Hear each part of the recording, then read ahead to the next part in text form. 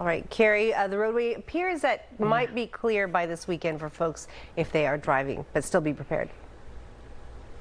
Yeah, we're going to have all of this weather happening during the week, and by the time the weekend gets here, we will catch a break. But we're just seeing a couple of weak storm systems passing by, bringing in more clouds, some off and on light rainforest this morning, and it's starting to dry up here in Walnut Creek. Let's talk about how much rain we measured, because Mount Tam had over 4 inches of rain, and this is just in the last 24 hours. We had over 2 inches of rain at Scott Creek in the Santa Cruz Mountains, and in Napa, we had about 3/4 of an inch of rain. San Francisco, a little less than 1/2 of an inch, and also less than 1/2 of an inch in Walnut Creek. But there were other spots like San Jose that barely saw anything. And so we're looking at a wide range in where we measured rain and where we've just seen a lot of clouds. And Storm Ranger right now showing a little bit of green over Alameda County, but for the most part, we are getting a chance to dry out. Just a couple of spotty light sprinkles here and there. Overall, this weather system really targeting areas to the north of us. And as we've gone through the past couple of days, that's really been the case. So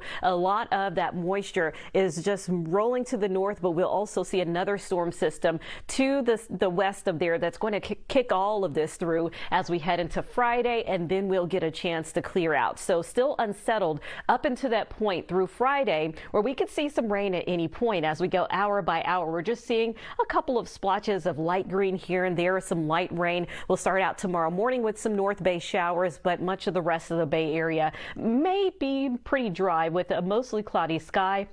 A lot of clouds as we head through Thursday as well. And then once again, that storm system that was out there in the Pacific will be moving in and will bring in a quick round of some rain where we could see some additional rainfall totals. It looks like at this point we're looking at maybe 1/2 of an inch of rain farther to the north in Ukiah, but most of us 1/4 inch of rain or less. And when I say less, for spots like San Jose, it may be just a few hundredths of an inch of rain, and also about the same in the Tri-Valley from Dublin to Livermore. So looking at the Sierra snowpack, it's been great to talk about all of the snow that's falling, but yes, it's been so much that it caused a lot of problems and set records. So now our statewide Sierra snowpack is at 150% of normal statewide.